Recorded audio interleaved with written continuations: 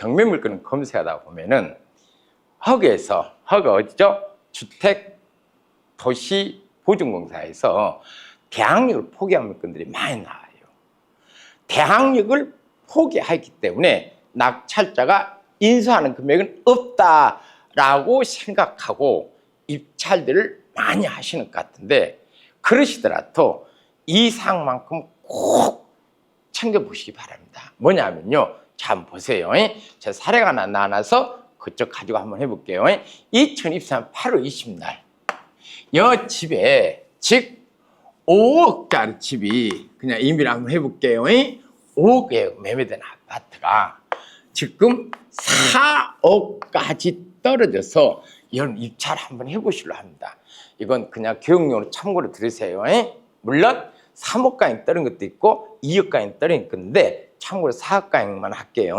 자, 이 집에 가장 먼저 2021년 언제요? 8월 18일 날 땡땡씨가 전입을 했어요. 전입을. 보증 얼마예요? 무려 5억 2천만 원에. 꽤 큰 금액이죠. 전입을 했기 때문에 다행히 뭐가 있겠습니까? 대항력이 있겠죠. 그리고 이 대항력인 임차인 오땡땡이가 경매되니까 뭣도 받아놨어요? 확정자도 받아놨어요. 그럼 무슨 권리가 있어요? 또 낙찰 우선적으로 배당을 받아올 수 있는 권리, 우선 변제 받을 권리가 생겼죠. 그래서 이 임차인의 보증 금액이 만약에 소액이라면은 무슨 권리까지요? 최우선 변제 받을 권리가 또 생깁니다. 그래서 임차인 주택에 임차인이 이같이 전입하면은 무슨 권리? 대항력. 확정자를 받아는 무슨 권리? 낙찰 등에서 우선적으로 가져올 수 있는 우선 면제. 만약에 우리 주택임대차법에서 말하는 이 임차인 보증금액이 뭐일 때는 소액이다. 그렇게 못 받아요? 최우선 면제까지 법원으로부터 배당받을 수 있습니다. 이게 있어요. 근데 이 오땡땡이가 이 집에 살다가 임대인 갑에게 보증금 돌려주세요. 임대차가 끝나면은 그러겠죠. 돌려주면은 받고 나가면 됩니다. 그런데 돌려주지 않기 때문에 야치 6월 2022년이에요. 22년 6월 22일 날 이 임차한 권리, 임차한 권리예요. 그걸 뭐라고 합니까? 임차에 갖는 임차권. 주택에다 했기 때문에 무슨 임차권? 주택 임차권을 등기해놓고 이사를 가버렸어요. 만약에 주소를 빼버리면 대항력을 잃게 되죠. 여기서 임차권 등기해놓고 이사를 갔네요. 그럼 대항력이 어떻게 됩니까? 없습니까? 아니에요. 이 임차권 등기를 하면은 여 옆에 있는 권리 있죠? 이 모든 권리, 대항력, 우선면제, 최우선면제를 그대로 뭐합니까? 유지시켜줍니다. 이것이 주택 임차권 등기의 가장 중요한 특징. 이사를 가버리면은 대항력 뭐예요? 잃게 되고, 대항력 잃게 되면은 우선 문제도 최우선 못 받는다니까요. 그런데 주택에다가 임차 권리를 등기해 놓고 이사를 가면은 이 대항력도, 그리고 우선 문제 받는 권리도, 그리고 소액일 때는 최우선 받는 걸로 그대로 유지시켜준다는 중요한 내용이죠. 자, 그럼 한번 봅시다. 주인 입장에서는 욕심이 날까 안 날까요? 5억 2천이나 임차인 들어온 집에 임차인 나가버렸어요. 그럼 집이 텅 비었겠죠. 그럼 또 다른 임차인 넣을까 안 넣을까? 당연히 넣겠죠. 그래, 그 다음에 들어온 사람이 문제예요. 이때 언제요? 저 집에도 참 가만히 보니까 2023년 이거 해놓으셔야 됩니다. 2023 언제요? 2023년 지금 땡땡씨가 좀 복잡하진 않죠? 이해하고 따르세요. 땡땡씨가 임차권 등기했고 이사한 집에 비어있는 집에 비어있기 때문에 집 주인이 2023년 언제요? 10월 30날 누구를요? 땡땡씨하고 또 임대차를 했어요. 예를 들어서 이렇게 들어올 때는 보증 많이 줄까요? 적게 줄까요? 거의 대부분이 소액 임차인의 월세를 들어옵니다. 자, 예를 들어봅시다. 그래서 보증금 1억 원에 잘 들으세요. 월차임 50에 들어왔다 칩시다. 그럼 이 집주는 1억 원 또 목돈이 생기고 50만 원 매달 벌고 그래서 이러한 집 하면 어쩔지 모르겠지만은 이러한 집들이 굉장히 많이 나요. 자, 그러면 김땡땡아 여기서 잘 들으십시오. 이 집에 당연히 전입했겠죠. 전입했어요. 그리고 확정자 또 받습니다. 그럼 만약에 보증 소액이죠. 소액일 경우 맨 처음 전입한 A와 같이 첫째, 대항력이 있을까요? 라는 문제가 생겨요. 또 낙찰된 금액이 많을 때 얘가 배당받고 남도 얘가 우선적으로 배당을 또 가져올 수 있을까요?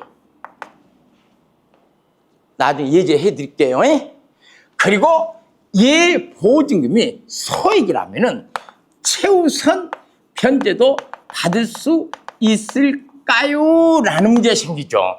여기에 대해서 말도 많고 탈도 많고 학계에서뿐만 아니라 법적에서도 의견들이 조금 상충된 것들이 있어가지고 어떨 수 없이 판례를 근거로 말씀을 드릴 수밖에 없네요. 저 역시도 잘 봐요. 이미 임차인이 살고 있는지 땡땡씨가 무려 5억 2천에 살고 있는지 뻔히 알고 들어온 김땡땡 보호를 해주면 돼야 안 돼요? 안 돼요. 그래서 대항력도 없고 낙찰된 금액이 그래서 우선 변제도 받을 수 없지만 소액의 임차인들은 주거 공간에 적입한 어려운 사람들 도와줘 치죠. 그래서 최우선 받았으면 하는 생각입니다. 그러나 현재 우리 법에서는 이같이 임차권 등기를 한 집에 전입한 임차인 대항 있어 없어요? 대항 있어 없어요? 대항력 있습니다. 명심하십시오. 또 확정 일자로 해놔요. 낙찰된 돈이 많이 있는 우선변제도 할 수 있어 없어요? 있어요. 그러나 무엇을 못합니까? 이상하게 지금 이렇게 돼 있어가지고 굉장히 혼란을 이야기하고 있습니다. 여는 대항이 있다 없다? 있다라는 거. 따라서 잘 들으세요. 4억에 낙찰이 되면은 이 4억은 누가 가져올까요? 당연히 땡땡 허그에서 가져오겠죠. 아니? 그냥 허그에서 대항력 포기 때문에 4억 원을 가져오면은 1억 2천을 인수해야 되잖아요. 그러니까 인수한다 안 한다? 안 합니다. 왜? 이건 허그에서 대항력을 포기한 물건이니까 그래요. 대신 이 임차권 등기된 집에 들어온 김땡땡 대항 있어 없어요? 있어 없어? 있어요. 우선변제 받으려고 하는데 남은 돈이 없죠. 못 받아요. 최우선변제 또한 받을 수가 없으면 이 1억 원 어떻게 될까요? 낙찰자가 고스란히 덮었습니다. 이에 대해서 많은 경매인들이 아니다. 임차권 등기된 집에 전입한 임차인 대항력은 없다 하는데 우리 판례에서는 저같이 임차권 등기된 집에 전입한 임차인 또한 대항이 있다 없다? 있다는 걸 명심하셔야 됩니다. 자, 근거는 어디 있을까요? 뭐만 없어요? 뭐만? 이 임차인이 비록 소액에 해당되더라도 무슨 받을 수 없어요? 취소서 받을 수 없어요. 아셨습니까? 우선 문제는 남은 돈이 없어서 못 받고. 됐어요? 대항력은 있다 없다? 있다. 그래서 이 김땡땡이가 배당받지 못한 돈은 낙찰자 고스란히 인수한다는, 이것만 한번 찾아요. 근거 어디가 있는가 한번 보게요. 이 근거는 어디에 있냐? 여기에 있습니다. 자, 한번 보세요. 주택임대차보호법 잘 봐요. 3조 3회 임차권 등기명에 나오죠. 여기 3조 3회 6항을 한번 보세요. 여기요. 여기 6항 요거 이게 제일 중요합니다. 여기 나오죠. 뭐라 나와요? 임차권 등기명 집행에 따른 임차권 등기가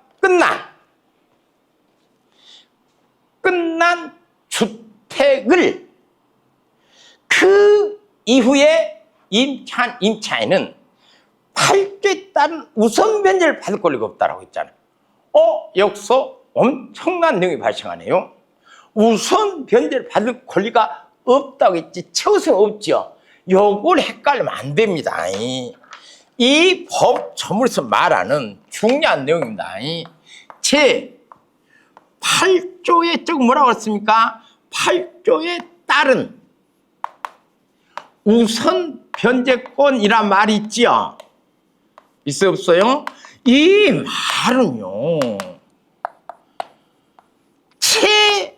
최우선 변제금이라는 말이라는 것을 명심하십시오. 이 우선 이거 아니에요. 우리 주택임대차법 3조 3회 6항에서 말하는 임차권 등기된 집에 전입한 임차인은 최우선 변제를 받을 수 없다 이 말입니다. 라고 명시적으로 해놨죠.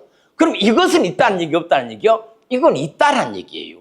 이걸 오해하시지 마시기 바랍니다. 그러면은 주택임대 3조 3회 6항에서는 뭐가 없다고 했어요? 우선 변제 받을 권리가 없다라고 그랬죠. 이게 아니에요. 8조에 따른 우선 변제는 최우선 변제를 얘기합니다. 아셨습니까? 이걸 명심하시고 정리를 하자면은 주택 대항인 임차인이 주택 임차권 등기를 해놓은 집에 또다시 전입한 임차인, 우리 주택임대 3조 3회 6항에서는 이것만 없다고 했기 때문에 나머지 둘이 있다 없다? 있다. 이렇게 해석하셔야 됩니다.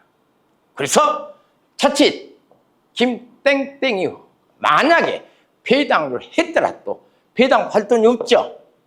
아따 얘가 다 가져가 버리니까 그럼 이 돈 다 무너집니다.